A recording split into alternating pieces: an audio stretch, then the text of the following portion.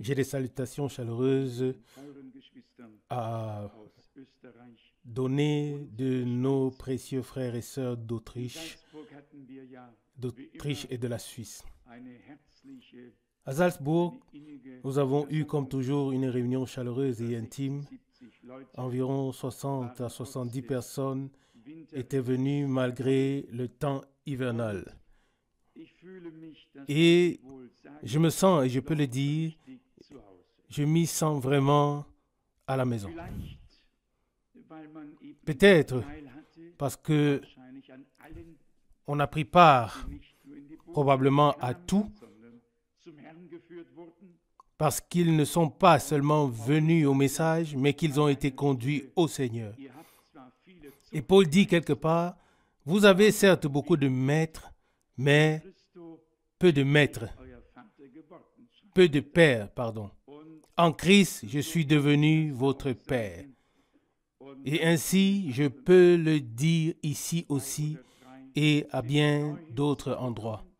2 ou 3 se sont ajoutés, ont consacré leur vie au Seigneur et nous en sommes également reconnaissants à Dieu. La plus belle chose dans toute la vie, dans le service et dans notre vie, c'est quand des personnes sont conduites au Seigneur. Chaque connaissance est belle et bonne. Si elle est juste, nous nous en réjouissons également. Chaque enseignement est nécessaire, mais il est écrit qu'il y a de la joie dans le ciel uniquement lorsque les pécheurs se répandent. Alors il y a de la joie dans le ciel lorsque des hommes sur la terre reçoivent la paix de Dieu, la paix qui est supérieure à toute intelligence humaine. Cependant, nous savons qu'il y a des difficultés partout. Si ce ne sont pas des combats d'un genre, ce sont des détresses d'un autre genre. L'ennemi, oui, nous opprime tous car il sait qu'il n'a plus que peu de temps. Et je souhaiterais, comme je l'ai déjà dit quelque part, je souhaiterais que nous, qui sommes avancés en âge et qui avons déjà un peu plus de difficultés à nous lever que dans notre jeunesse, que nous disions néanmoins, sur base de l'espérance que nous portons en nous, que nous disions, Seigneur, bientôt ce sera fini. Alors nous déposerons cette enveloppe terrestre et nous aurons une demeure construite par Dieu. Plus de maladie, plus de vieillesse, plus de détresse, plus de mort. Alors nous serons pour toujours auprès du Seigneur. Et ainsi, nous avons du réconfort dans chaque situation, peu importe ce qu'il arrive. Nous trouvons toujours un passage biblique dans lequel nous pouvons puiser du réconfort.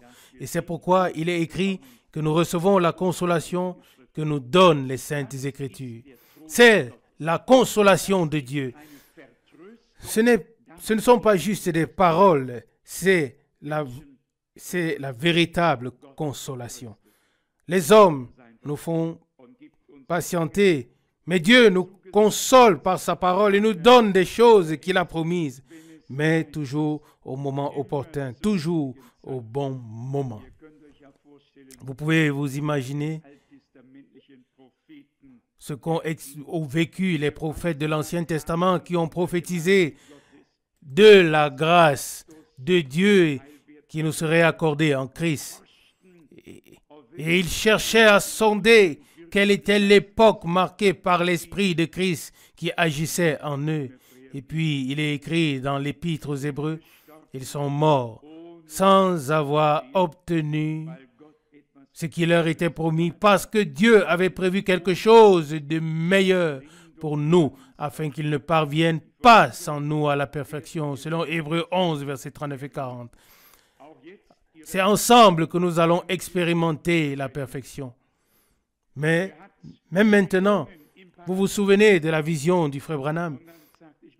Il a vu des millions de personnes au paradis, puis il a dit, « Mais je veux voir mon Seigneur. » Alors l'ange a dit, « Tu ne peux pas encore le voir. Nous le verrons ensemble lors de son retour. Voyez-vous, Dieu fait toutes choses bien. Nos frères et nos sœurs sont déjà au paradis, mais ce n'est que lorsque le Seigneur reviendra que nous le rencontrerons tous ensemble. Sinon, nous serions terriblement désavantagés. Si tant d'entre nous avaient déjà vu sa face et que nous sommes encore ici, oui, dans la vallée des larmes et des souffrances, ce ne serait pas bien. Mais, comme je l'ai déjà dit, Dieu fait toutes choses bien au bon moment et de la bonne manière. Au cours de ce voyage, j'ai repensé à tous les fruits de tous les différents pays et à la façon dont Dieu a ouvert les portes et les cœurs au fil des années. Mais avant d'y arriver, j'aimerais me joindre aux précieuses pensées qui ont déjà été exprimées. Jean est appelé le disciple préféré de Jésus. Oui, il se couchait sur sa poitrine. Il était très, très proche de lui. Et il est également dit de Marie, de Marthe et de Lazare que le Seigneur les aimait beaucoup. C'est étrange. Il est aussi quelque part, il était même mieux accueilli que dans d'autres lieux ou familles. Et il aimait particulièrement Lazare, Marie et Marthe. Je ne sais pas pourquoi c'est parfois ainsi, mais je l'ai lu quelque part ici. Vous pouvez le lire dans Jean chapitre 11. Je ne sais seulement pas exactement dans quel verset, mais c'est écrit dans tous les cas. Et pourtant, au moment où on avait besoin de lui, le Seigneur n'était pas là. Et puis, d'abord la déception, et ensuite, malgré tout, de la déception qui se transforme en une grande et glorieuse victoire. Je voudrais lire dans le premier épître de Jean, au chapitre 4, le passage parallèle à ce que nous avons déjà entendu de l'évangile de Jean au chapitre 15. 1 Jean chapitre 4, à partir du verset 7. Bien-aimés, aimons-nous les uns les autres, car l'amour vient de Dieu. Et quiconque aime est né de Dieu ou engendré de Dieu et connaît Dieu. Verset 8. Celui qui n'aime pas n'a pas connu Dieu, car Dieu est amour. Verset 9. L'amour de Dieu pour nous a été manifesté en ce qu'il a envoyé son Fils engendré dans le monde afin que nous vivions par lui. Verset 10. Et cet amour consiste non point en ce que nous avons aimé Dieu, mais en ce qu'il nous a aimés et a envoyé son Fils comme victime expiatoire pour nos péchés. Bien-aimés, verset 11. Si Dieu nous a ainsi aimés, nous devons aussi nous aimer les uns les autres. Verset 12. Personne n'a jamais vu Dieu, mais si nous nous aimons les uns les autres, Dieu demeure en nous et son amour est parfait en nous. Amen.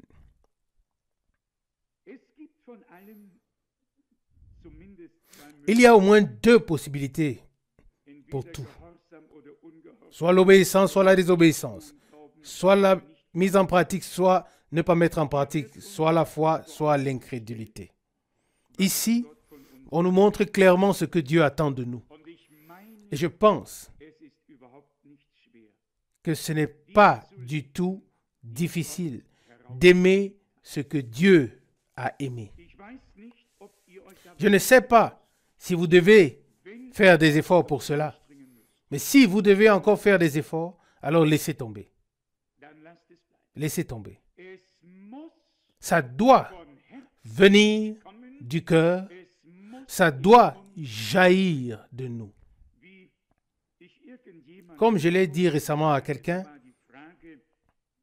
il était question du baptême de l'Esprit et ainsi de suite.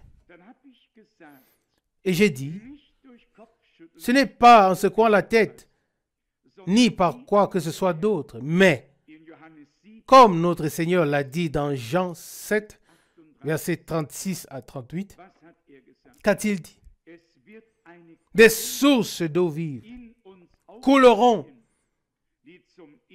de son sein, jaillissant pour la vie éternelle. Comme frère Branham l'a dit dans sa prédication, lorsqu'il a bu de cette source, il a demandé, pourquoi bouillonnes-tu ainsi? C'est la traduction littérale. Et pourquoi es-tu si joyeuse, source? Pourquoi? La source ne pouvait pas lui donner la réponse. Et il a demandé, es-tu heureuse que le gibier vienne boire ici? De quoi te réjouis-tu pour jaillir ainsi? Te réjouis-tu que je boive ici? Demande-t-il. Et puis il dit, il y a une grande différence entre un étang ou des eaux stagnantes ou des citernes ou une pompe où il faut pomper sans arrêt. Et tant qu'on pompe, il y a quelque chose qui se passe, mais dès qu'on arrête de pomper, il n'y a plus rien. Et puis il dit, ici, il y avait une source qui jaillissait pour tous ceux qui avaient soif. Amen. Il n'était pas nécessaire de pomper. Plus aucun effort n'était nécessaire, mais venez et buvez gratuitement l'eau de la vie. Et c'est exactement comme ça ici, avec les paroles de Jean 7 que je viens de citer. Il est dit au verset 38, « Celui qui croit en moi, comme dit l'Écriture, des sources d'eau vive couleront de son sein. » Verset 39. Il parlait ainsi de l'Esprit que devaient recevoir ceux qui croiraient en lui, car l'Esprit n'était pas encore là parce que Jésus n'avait pas encore été glorifié. Vous voyez, c'est la promesse. Cela doit commencer dans notre âme. Et alors, nous n'aurons plus de peine. Ou alors, ce ne sera plus un effort personnel d'expérimenter, de vivre et de mettre en pratique ce que Dieu a accompli en nous. Si l'on doit encore nous dire que nous devons nous aimer les uns les autres, alors nous ne sommes pas encore très bien positionnés. Il vaudrait mieux que s'accomplisse déjà ce que notre Seigneur a aussi dit dans Jean. À ceci tous reconnaîtront que vous êtes mes disciples si vous avez de l'amour les uns pour les autres. Jean 13, verset 35. Oui, comment le monde reconnaîtra-t-il cela? Que nous allions quelque part et en parlions? Les paroles n'ont jamais convaincu personne et ne convaincront personne. Il faut que les actes suivent. Et je dis cela maintenant avec un sourire, avec une satisfaction intérieure, car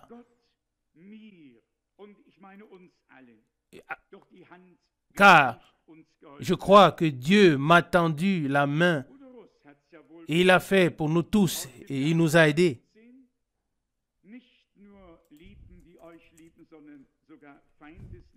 Frère Rousse l'a bien lu dans Matthieu 5, 44. Aimez vos ennemis, bénissez ceux qui vous maudissent. Et hier, ou je crois que c'était hier, Alors que je quittais la ville et que j'ai vu une voiture, une vieille voiture que je reconnaissais bien, je me suis souvenu du bon vieux temps et j'ai prié de tout mon cœur. Ô Dieu, bénis-les de la richesse de ta grâce. On ne peut pas s'empêcher une telle paix intérieure, une paix qui surpasse toute intelligence humaine. Et croyez-moi, là où l'intelligence s'arrête, là où nous ne pouvons plus suivre, c'est là que Dieu commence vraiment. Tant que nous pouvons encore le faire nous-mêmes, Dieu n'a pas besoin de le faire. Mais si nous lui laissons le soin de le faire, il le fera. Et soudain, un amour, une profonde compassion m'a envahi et j'ai dit, Seigneur, ne laisse personne être confus, ni aucun de ceux que j'ai aimés et qui m'ont aimé. Là aussi, qu'est-ce que Frère Branham a dit lorsqu'il était là-haut? Tous ceux que tu as aimés et qui t'ont aimé, Dieu te les a donnés ici. Le ministère, la proclamation ne peuvent être séparés du serviteur. Le ministère, le serviteur, l'esclave, le serviteur, tout cela va de pair. Et c'est pourquoi nous allons aujourd'hui aborder très brièvement ce point afin de voir où nous nous tenons. J'ai immédiatement eu à l'esprit ou à cœur un grand nombre de passages bibliques qui parlent de paix et d'amour. Dans l'évangile de Jean chapitre 13, notre Seigneur a dit qu'il avait aimé les siens jusqu'à la fin. Ici, dans Jean 13, dans la deuxième partie du premier verset, il est écrit, Jean 13, verset 1, deuxième partie, « Il prouva aux siens qui étaient dans le monde l'amour qu'il leur... l'amour qu'il avait pour eux jusqu'au dernier moment. » Cet amour ne s'arrêta pas quand il a dit à Pierre, « Avant que le coq ne chante, tu me régneras 3 fois. » Et il répondit, « Non, jamais. » Et pourtant, cela arriva. Mais le Seigneur le regarda avec amour. Il n'avait pas besoin de proclamer des paroles d'avertissement. Pierre savait exactement ce qui allait se passer. Il était conscient de son échec. Un regard du Seigneur suffit pour toi et pour moi. Lorsque nous savons que nous avons échoué, nous nous inclinons devant lui, nous nous prosternons et nous reconnaissons que c'est le même regard d'amour. Pas de colère, pas de reproche, pas de réprimande. Un regard a suffi. Et puis, les 3 phrases ont suivi. Paix mes agneaux, paix mes brebis, paix mes brebis. Le Seigneur ne peut plus être en colère. Même s'il le voulait, il ne le peut plus. Sa colère s'est apaisée à Golgotha. Il ne peut pas en être autrement. Toute la malédiction, toute la condamnation, le péché, la détresse et la mort ont été réglés à la croix de Golgotha. Le rideau de séparation a été ôté et nous avons été réconciliés avec Dieu. Cela signifie qu'auparavant, nous étions en guerre. Il y avait de la discorde. Mais nous avons été réconciliés avec Dieu.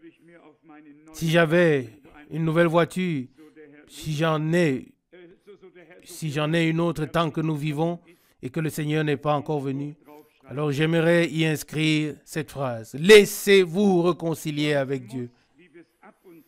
Comme nous l'avons dit ici à plusieurs reprises, cet amour profond et ardent pour notre Seigneur doit à nouveau brûler dans nos cœurs, en nous. Il doit pénétrer dans nos cœurs. Nous ne verrons pas des hommes devenir croyants et être sauvés à moins que nous n'ayons expérimenté dans nos âmes ce que cela signifie lorsqu'ils se perdent, lorsque des hommes se perdent et finissent dans le tourment. Nous devons d'abord en prendre conscience. Et lorsque nous en prendrons conscience, le premier pas sera fait. Et lorsque l'avertissement du prophète Ézéchiel nous apparaîtra clairement, si tu n'avertis pas le méchant, il mourra à cause de son péché, mais je te demanderai les comptes de sa vie. Ézéchiel 3, verset 18. Nous devrons encore expérimenter le jour, peut-être cette année, encore, le jour où nous nous laisserons imprégner par Dieu de ce saint amour du Sauveur. Qu'est-ce que l'amour de Dieu? L'amour salvateur ou pas? Car Dieu a tant aimé le monde qu'il a donné son Fils engendré. Quiconque a été appelé et élevé par cet amour divin qui ne peut que transmettre cet amour divin. Et là, nous voyons aussi, comme l'exprime Paul lorsqu'il dit que nous vous exhortons et nous vous supplions, laissez-vous réconcilier avec Dieu. Que le Seigneur puisse nous accorder encore une fois cette grâce d'être véritablement imprégnés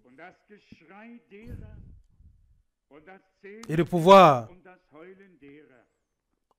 entrevoir ici un peu les cris, les gémissements de dents, les hurlements de ceux qui finissent dans les tourments, afin que nous sachions ce que nous devons faire pour leur prêcher le salut. L'avons-nous bien compris? Notre Seigneur a parcouru tout le chemin et nous sommes heureux qu'il soit devenu homme pour nous comprendre. Ce n'est qu'ainsi qu'il a pu devenir un souverain sacrificateur fidèle, parce qu'il a été tenté en toutes choses, comme chacun d'entre nous, en toutes choses. Dans l'Ancien Testament, Dieu était dans un corps spirituel. Il a rendu le jugement de manière sévère et à juste titre. Mais dans le Nouveau Testament, il a pris son propre jugement sur lui-même. Et cela à cause de nous. Et il est mort à notre place. Il est descendu en enfer, où nous serions tous descendus. Et il est ressuscité le troisième jour d'entre les morts, afin que nous ayons la vie éternelle et que nous ne descendions pas en enfer, mais que nous soyons enlevés avec lui lorsqu'il reviendra pour prendre les siens à la maison. J'ai lu les deux passages bibliques. Le week-end, j'ai lu un passage du chapitre 16 des Actes des Apôtres, voire même les deux. Je voudrais les relire ici aujourd'hui et peut-être ajouter quelques remarques. Actes des Apôtres, chapitre 16, deuxième partie du verset 12. Acte 16, 12, deuxième partie. Nous passâmes quelques jours dans cette ville. Et le jour du sabbat, nous nous rendîmes à la porte de la ville, près du fleuve, où nous pensions que se trouvait un lieu de prière. Nous nous assîmes là et parlâmes aux femmes qui s'étaient rassemblées. Verset 14. Parmi les auditrices se trouvait une femme craignant Dieu, nommée Lydie, marchande de pourpre de la ville de Thyatire.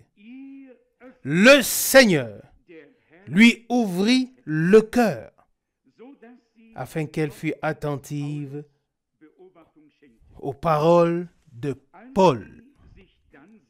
Verset 15. Après avoir été baptisée avec toute sa famille, elle nous fit la demande, si vous me jugez fidèle au Seigneur,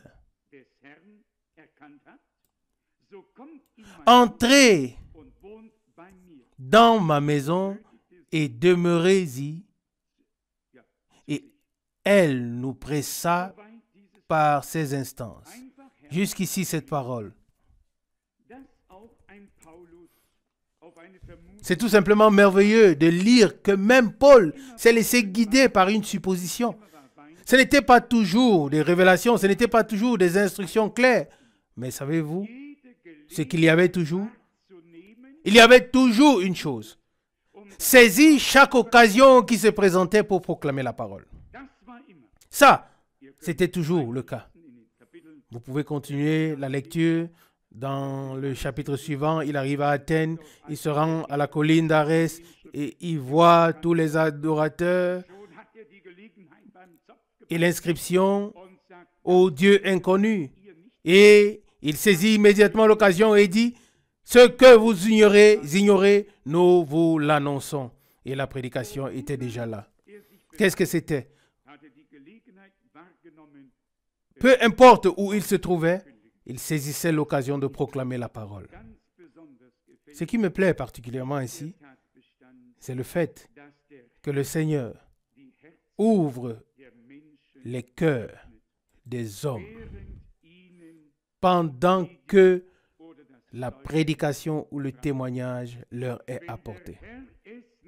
Si le Seigneur ne le fait pas, nous pouvons aussi nous en abstenir.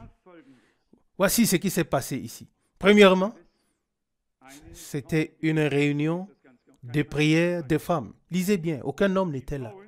Les femmes ont aussi leur bon côté. Croyez-le-moi. Elles ne s'étaient pas réunies pour prendre le café et le thé, mais pour prier. C'était le jour du sabbat. Vous connaissez la loi juive, la séparation stricte entre les hommes et les femmes. Nous l'avons expérimenté en Israël, comment les femmes n'avaient pas le droit d'être dans la nef principale de la synagogue. Elles regardaient ce qui se passait en bas depuis la tribune. Mais ici, dans la prière, elles ont préparé leur cœur à ce qui allait arriver. Si seulement Dieu pouvait nous donner de telles sœurs ici, et je crois qu'il nous les a données. Et je vais vous montrer directement comment nous le voyons. Car voici ce qui est écrit. Verset 14, la dernière partie. Le Seigneur lui ouvrit le cœur afin qu'elle fût attentive aux paroles de Paul. Verset 15. Après avoir été baptisée avec toute sa famille, voyez-vous, elles ont entendu la parole et ont immédiatement obéi.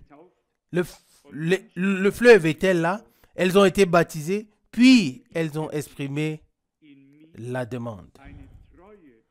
Et elle dit, verset 15, la suite, « Si vous me jugez fidèle au Seigneur, entrez dans ma maison et demeurez-y. » J'ai réfléchi à ce que j'ai personnellement expérimenté au cours des plus de 20 ans de prédication dans notre pays et dans de nombreux autres pays. D'un bout à l'autre, ces deux caractéristiques ont marché parallèlement. Des personnes à qui Dieu a ouvert le cœur sont devenues obéissants, se sont fait baptiser et la chose ne s'est pas arrêtée là. Ils ont également ouvert leur maison et ont accueilli ceux qui leur ont apporté la parole. Si quelqu'un dit, oui, j'aime bien écouter, oui, je veux bien écouter la prédication, mais il n'a pas besoin de venir dans ma maison. Vous pouvez l'oublier. C'est une tromperie, oui, de soi-même, tellement évidente qu'il n'est pas nécessaire d'utiliser un miroir pour le voir. Il faut voir comment cela s'est passé à l'époque et reconnaître que cela se passe encore aujourd'hui. Si je prends la liberté ce soir de citer quelques noms, les noms des personnes qui sont présentes ici, alors je le fais avec une grande joie et avec une grande reconnaissance. Je regarde ici, frère Terrail, nous arrivons à Hambourg, nous ne connaissons personne, nous proclamons la parole. Et qu'est-ce qui se passe après la réunion? Il vient devant et me dit, frère Franck, vous pouvez passer la nuit chez nous. Je suis entré dans sa maison et nous avons passé la nuit là-bas. Je pourrais continuer ainsi, un après l'autre, toujours de manière parallèle. Je pense à nos frères et sœurs, à frère Schmitt, à vous tous. Qu'est-ce que c'était? Qu'est-ce que c'était? C'était les deux choses. L'acceptation de la parole et l'accueil chaleureux de ceux qui ont porté et apporté la parole. Ça va tout simplement de pair. Et comme je ne veux pas et je ne peux pas faire ici de mon cœur un repère de brigands, je me réfère à la remarque que frère Rousse a faite ici à mon sujet ou à la remarque que quelqu'un a faite à mon sujet. La sœur est assise ici ce soir et souhaiterait qu'on prie pour elle. J'ai la demande insistante, oui, que cela soit également réglé au préalable bibliquement. Il faut être conscient que l'attitude des hommes envers ceux que Dieu veut et peut utiliser doit être positive. Nous expérimenterons les plus grands miracles si nous avons une attitude correcte envers ceux qui proclament la parole. C'est tout simplement nécessaire.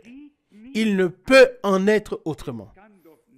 Personne ne peut penser dans son cœur, oh oui, ce frère a aussi ses faiblesses et ses manquements. Et il faut qu'il se passe beaucoup plus. Et ainsi de suite. Bien sûr, personne ne le nie. Mais lorsque nous nous réunissons devant Dieu, ce qu'il a déjà prescrit dans l'Ancien Testament est toujours valable. Et je n'avais pas l'intention de le lire, mais cela me revient maintenant. Ça doit se trouver dans Lévitique, parmi les prescriptions, lorsque le Seigneur a dit comment il fallait agir avec ceux qui apportent la parole ou la nourriture et distribuent la parole. Qui sait exactement où cela se trouve? Quelque part, à partir du chapitre 17 de Lévitique, ces choses sont dites. Probablement au chapitre 21. Lévitique, chapitre 21, à partir du verset 5. Je ne l'ai pas lu aujourd'hui. Ça me revient simplement maintenant. En référence avec les sacrificateurs, il est écrit en titre « Devoir sacré des sacrificateurs et des sacrificateurs » et ainsi de suite.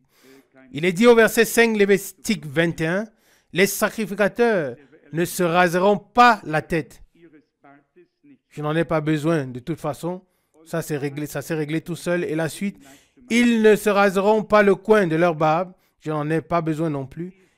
Et ils ne feront pas d'incision sur leur chair. Ça non plus. Mais maintenant vient la chose importante. Verset 6.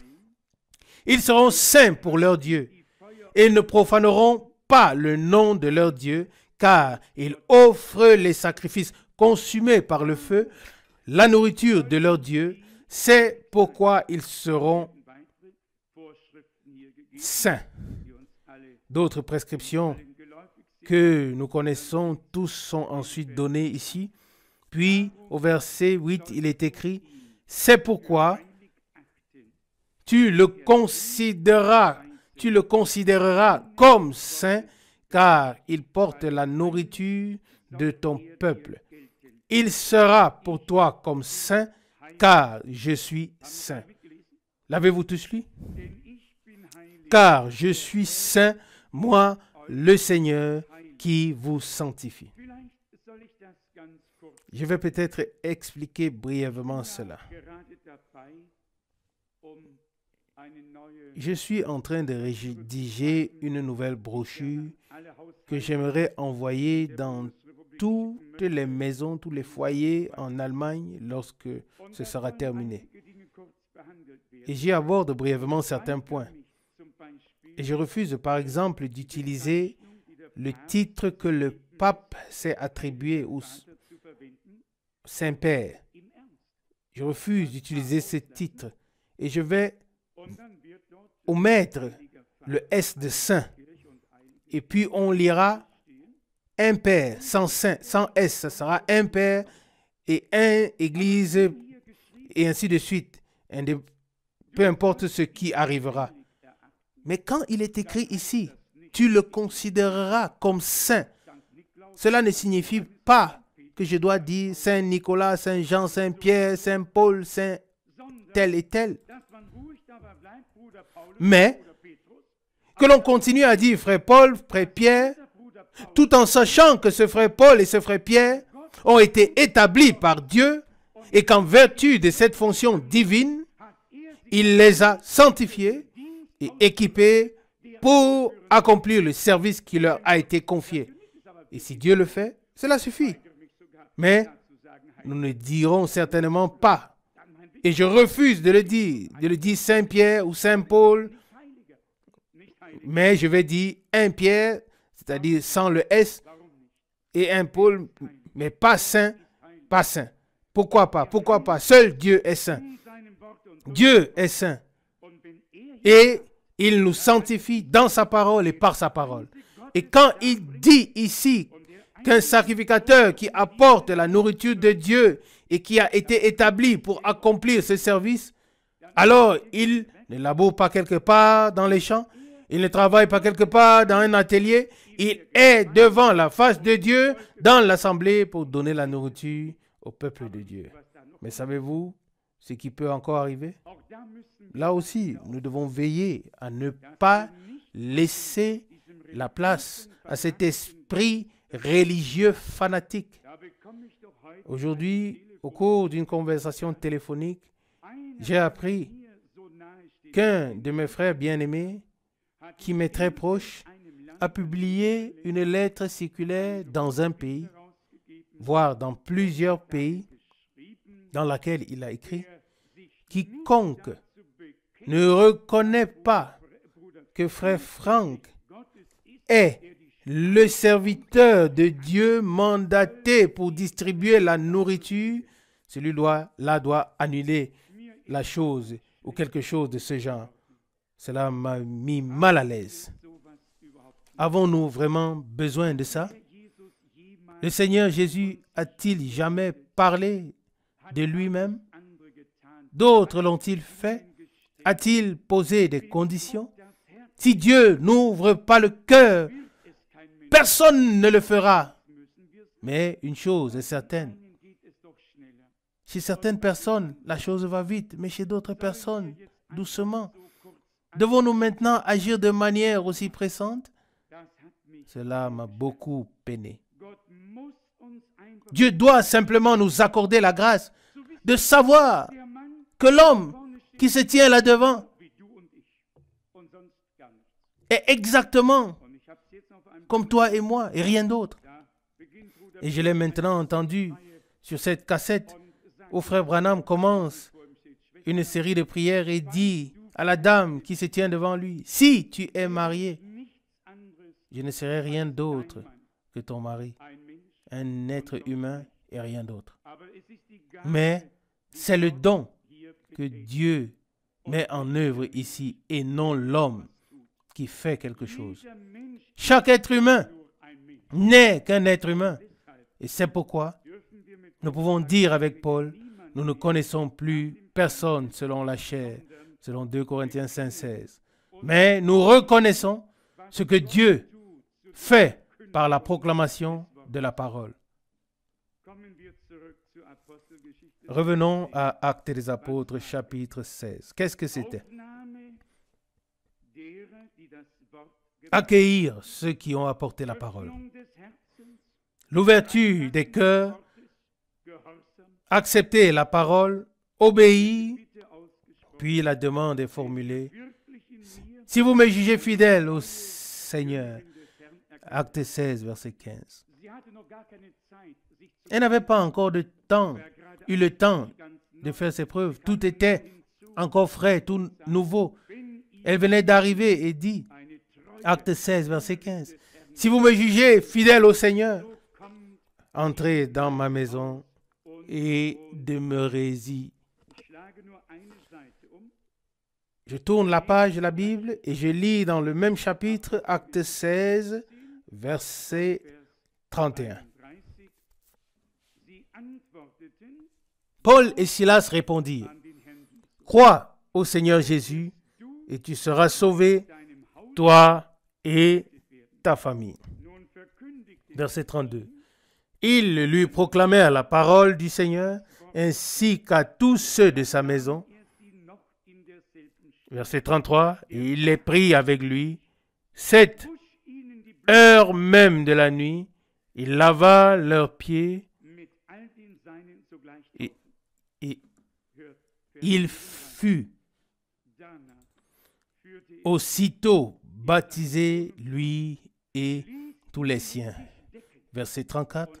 Il les conduit ensuite dans sa maison, leur servit à manger, et il se réjouit avec toute sa famille de ce qu'il avait cru en Dieu. C'est encore aujourd'hui le même système dans le royaume de Dieu. Pourquoi notre Seigneur a-t-il dit, celui qui vous écoute, m'écoute.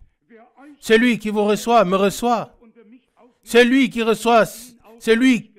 vous reçoit, reçoit celui qui m'a envoyé. Comme le Père m'a envoyé, moi aussi je vous envoie. Et quand vous entrerez dans une maison, alors dites que la paix soit sur cette maison. Et si ce sont des enfants de paix, la paix demeurera dans cette maison. Luc 10, verset 6. Que faisons-nous ici ce soir? Que disons-nous? Nous nous examinons véritablement nous-mêmes. Examinons dans quelle mesure le Seigneur a ouvert nos cœurs et les a rendus obéissants. Et ce n'est pas pour que je sois appelé ce soir ou demain toute la journée pour prendre le café et manger le gâteau. Non. Ce n'est pas le sens de cette prédication. Et vous pouvez me le croire. Non. Le sens de cette prédication est simplement quelle relation avons-nous avec Dieu et les uns avec les autres et avec ceux qui nous ont apporté la parole. Nous avons considéré ici 2 cas tirés des Saintes Écritures et partout, le Seigneur a ouvert les cœurs et a accordé sa grâce. La parole a été reçue et l'obéissance a été prouvée. Ils se sont fait baptiser et, oui, il est dit au verset 34, il les conduit ensuite dans sa maison, leur servit à manger et il se réjouit avec toute sa famille de ce qu'il avait cru à Dieu. Je pense que nous devrions tous nous réjouir un peu plus de ce que Dieu nous a donné.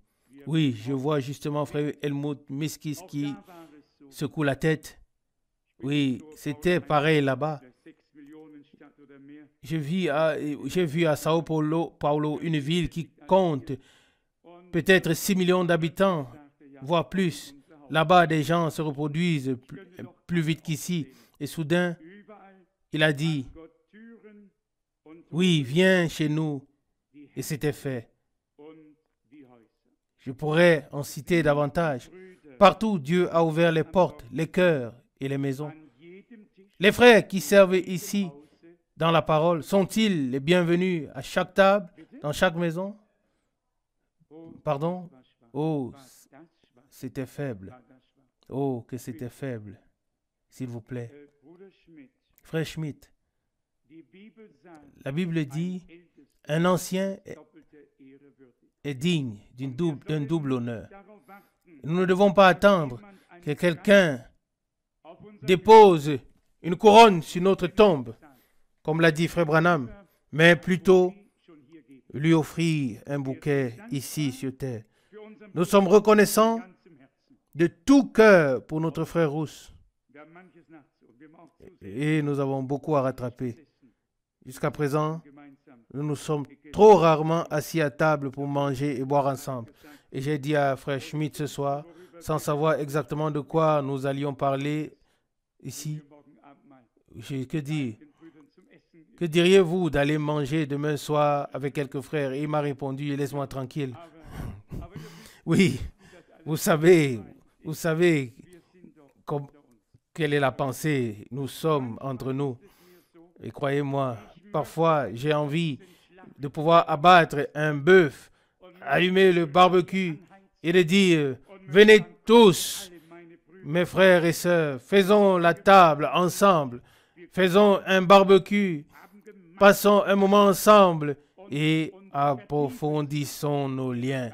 Ne serait pas une bonne chose? Pardon? Oui, vous voyez, c'est comme ça. Et puis, quelqu'un dirait, est-ce nécessaire? Pensez-vous que cela nous ferait du bien si chacun se repliait dans sa coquille et qu'on se salue à peine ici, quand on arrive et quand on part, et peut-être encore en regardant à gauche et à droite la dame ou le monsieur qui passe? Cela ne peut pas être juste. Dieu veut que l'amour qu'il a mis en nous s'exprime aussi les uns envers les autres. Et je ne serais pas surpris si un jour, dans peu de temps, je parvenais à abattre un bœuf et à dire ensuite, venez, et un autre fera le gâteau, je tuerai le bœuf, quelqu'un d'autre fera la salade et un troisième fera le café. Que disons-nous ce soir ici? Nous sommes restés des gens sobres et nous le resterons jusqu'à la fin. Dieu nous soutiendra, il nous aidera et il rendra plus profond l'amour que nous lui portons et l'amour que nous nous portons les uns les autres. L'amour est le premier fruit de l'esprit. Vous pouvez le lire dans Galates chapitre 5, là où les fruits de l'esprit sont énumérés, après que les fruits de la chair ont été énumérés avec toutes sortes de registres. Galates chapitre 5, verset 19. Or, les œuvres de la chair sont manifestes. Ce sont l'impudicité, l'impureté, la dissolution, l'idolâtrie, la magie, l'inimitié, les inimitiés, les querelles, la jalousie, les animosités, les disputes, les divisions, les sectes, l'envie, l'ivrognerie, les excès de table et ainsi de suite, ainsi de suite. Même les partis pris, les querelles, les jalousies, les disputes, les débauches, les animosités, tout est dans le même registre. Et il est dit ici,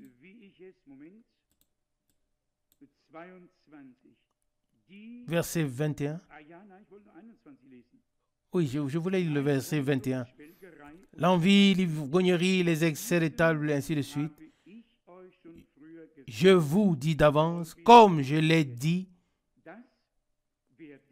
que ceux qui commettent de telles choses n'hériteront pas du royaume de Dieu. N'hériteront pas du royaume de Dieu. Nous sommes héritiers de Dieu et co-héritiers de Christ, mais pas avec le registre de péché et le registre de vice qui est énuméré ici, mais nous devons pouvoir être classés dans la catégorie énumérée au verset 22 et 23. Galates chapitre 5, verset 22. Mais le fruit de l'esprit, c'est l'amour, la joie, la paix, la patience, la bonté, la bienveillance, la fidélité, la douceur, la tempérance. La loi n'est pas contre de tels fruits. Verset 24. Mais ceux qui appartiennent à Jésus-Christ ont crucifié la chair avec ses passions et ses désirs. Maintenant, dans le verset 25 et 27, dans le verset 25 et 26, il y a quelque chose de très particulier, en particulier dans le verset 25. Galates 5, verset 25. Si nous vivons par l'Esprit, alors marchons aussi par l'Esprit. Il peut y avoir une différence entre vivre dans l'Esprit et marcher dans la chair. Que les deux, la vie intérieure et la vie extérieure, soient en accord. Verset 25, il reprend. Si nous vivons dans l'Esprit, marchons aussi dans l'Esprit. Que l'intérieur et l'extérieur soient en accord. Et le verset 26 dit, ne cherchons pas une gloire vaine. Ne nous provoquons pas les uns les autres. Ne nous envions pas les uns les autres. Il y a tant de choses que les Saintes Écritures énumèrent pour nous tenir, nous mettre le miroir devant nos yeux, pour nous faire vraiment reconnaître comment nous sommes devant Dieu. Nous l'avons lu ici, l'idolâtrie, la magie, les inimitiés, les querelles, les jalousies, les animosités, les disputes, les divisions, les sectes, les envies, les ivrogneries, les excès de table et ainsi de suite. Ceux qui commettent de telles choses n'hériteront pas du royaume de Dieu. Dieu veut nous aider. Dieu nous a aidés. Il approfondira l'œuvre qu'il a commencée afin que nous puissions être une source de bénédiction pour d'autres. Nous le recevons. Nous recevons ce qu'il a envoyé. Nous recevons sa parole. Et comme nous l'avons chanté ici, dans le cantique 178, ça m'a fait tellement de bien. Oh, regarde, le précieux agneau de Dieu. Il s'est donné pour toi. Approche de la croix et regarde le précieux sang. Le sang, le sang, le sang seul nous purifie de tout péché.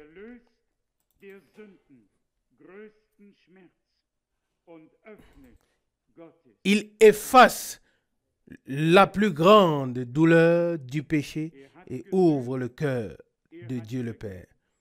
Il a ouvert, il a expié, il a pardonné. Nous l'avons accepté dans la foi et nous sommes ici pour le remercier de tout cœur. Il a fait de grandes choses pour nous. Nous en sommes heureux. Levons-nous et rendons-lui la gloire. Seigneur, je te remercie aussi pour ce soir. Je te remercie pour les exemples, pour les expériences qui sont rapportées dans ta parole, afin que nous puissions nous examiner. Si ton œuvre s'est accomplie en nous ou non. Je te remercie aujourd'hui pour la première porte ouverte dans cette ville après avoir reçu le message divin. Je te remercie pour la grand-mère Borg, pour la sœur Borg, qui, à cette époque, a donné sa maison, a ouvert la porte et a dit, venez chez nous. C'est là que nous avons traduit et écouté la première prédication de Frère Branham et que nous l'avons traduit sur cassette. Seigneur fidèle, bénis-la dans son âge avancé et sois avec elle. Et bénis, comme il est écrit, 1000 générations, tous ceux qui sont proches d'elle. Nous te prions et te remercions pour tous ceux que tu as conduits parmi nous. Ils sont restés fermes, fidèles. Je te remercie pour toute la maison Schmidt, pour toute la maison Rousse et Fleck et tous ceux et tous les autres, ô Seigneur. Fondamentalement, pour tous mes frères, toutes mes sœurs, tous ceux que nous ne pouvons pas nommer, je te remercie pour chaque frère et chaque sœur. Et j'ai une demande, ô Dieu. Envoie-nous uniquement des personnes qui se soumettent ici en ce lieu à ta parole et à ton ordre divin. Fidèle Seigneur, des personnes qui sont bien disposées envers ceux qui apportent ta parole ici. Seigneur, fais-nous comprendre que nous défendons comme nous défendons ton peuple face au monde entier, peu importe qu'ils aient raison ou tort, cela ne nous intéresse pas. Nous sommes fidèles à ton peuple à cause de l'élection par Abraham, Isaac et Jacob. Et nous nous en tenons, fidèle Seigneur. De la même manière, nous sommes fidèles les uns aux autres, à tout ton peuple, la descendance spirituelle d'Abraham, comme Paul l'a écrit dans Galates, chapitre 4, verset 28. Comme Isaac, vous êtes enfants de la promesse. Bien-aimés Seigneur, aide-nous à nous soutenir les uns les autres, que nous ayons commis des erreurs ou non. Aide-nous à toujours défendre nos frères et nos sœurs à tout prix. Donne-nous une attitude raisonnable, Dieu fidèle. Aide-nous à faire taire tous ceux qui parlent autrement et même à leur fermer la bouche si nécessaire, comme Paul l'a fait à l'époque en disant « Mur blanchi, muraille blanchie, Dieu va te frapper. » Fidèle Seigneur, fais que nous sachions vraiment où parler, où nous taire, où prononcer une parole d'exhortation ou de consolation, et où nous devons faire taire les pharisiens. Que nous sachions où aider ceux qui sont fatigués et chargés, et que nous reconnaissions où il faut prendre le fouet et renverser les tables pour faire de ta maison une maison de prière. Bien-aimé Seigneur, aide-nous à toujours faire cette distinction. Et je te prie particulièrement pour cela. Nous ne croyons pas que ce lieu soit saint, mais nous croyons que toi, le Saint, tu es présent ici dans l'assemblée et que tu nous sanctifies par ta présence, par ta parole, par ton esprit, par ton sang. Alléluia. Nous ne sommes pas ici, ô Seigneur, pour vénérer un lieu, mais pour t'adorer en esprit et en vérité. Amen. Bien-aimé Seigneur, nous t'avons reçu, toi et tous tes serviteurs. Si David était ici aujourd'hui, il serait invité à ma table. Ô Seigneur, ou Paul, mais maintenant nous sommes ici. Fidèle Seigneur, fidèle Dieu, je te prie de tout cœur, accorde-nous à tous, en ce lieu, la grâce de remplir toutes les conditions requises en tant qu'assemblée afin que nous puissions prier ensemble comme au commencement en disant « Seigneur, donne à tes serviteurs le pouvoir de proclamer ta parole avec pleine assurance et tends ton bras et accomplis tes prodiges et des signes. » Acte 4, verset 29. Confirme ta parole. Seigneur bien-aimé, nous te confions toute ta troupe rachetée par ton sang. Prends-nous, relève ceux qui sont découragés, fortifie les genoux qui faiblissent et les mains languissantes. Dieu fidèle, afin que nous puissions aller de l'avant dans la foi. Bénis-nous tous. Nous sommes ici représentés de plusieurs pays et pourtant nous sommes un en toi. Accorde-nous comme nous te l'avons déjà demandé et comme nous l'avons lu. Accorde-nous la grâce de ne pas seulement vivre dans l'esprit, mais aussi de marcher par l'esprit, afin que ce qui est divin en nous puisse aussi s'expérimenter ici-bas. Accorde-moi, accorde-nous la grâce pour cela. Couvre-nous de ton sang, conduis-nous par ton esprit et que ta parole soit toujours une lumière sur notre chemin. Bénis tous, en particulier les requêtes que j'ai ici devant moi, ô Seigneur.